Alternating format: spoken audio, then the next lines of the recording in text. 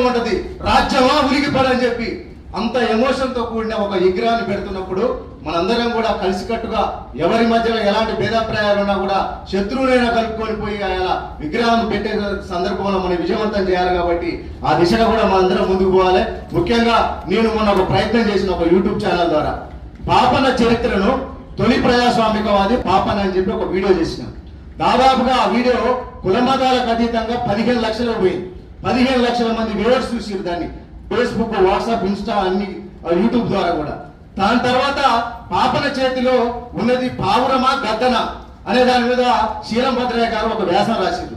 ఆ వ్యాసం ఆధారంగా నేను ఒక వీడియో చేస్తే దాదాపుగా అది 20 లక్షల మంది చూసారు. దాంట్లో ఆయన ఏం చెప్పిండంటే, అంటే మన చరిత్రకారులు మన పరిశోధకులు మనం ముందుకు తీసుకొచ్చినప్పుడు అసలు చరిత్ర బయటగా వస్తుంది అనేది చెప్పడం నా ఉద్దేశం.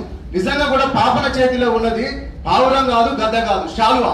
శాలువా అంటే షార్ప్ షూటర్, ఆకాశంలో నిలబడగలిగే ఒకే ఒక పక్షి తెల్ల గద్ద లాంటిది. మనం దుబాయ్ పోయినప్పుడు చాలా మంది ఇట్లా గద్దలాగా ఉండే వాటి పెట్టి అది అలా ఒక క్రీడలాగా ఉంటాడు.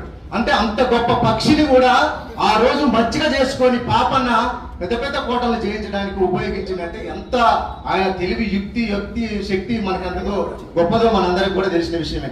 అంటే ఆ వీడియో చేసిన తర్వాత నాకు ప్రపంచవ్యాప్తంగా చాలా దేశాల నుంచి కూడా ఫోన్లు వచ్చినాయి.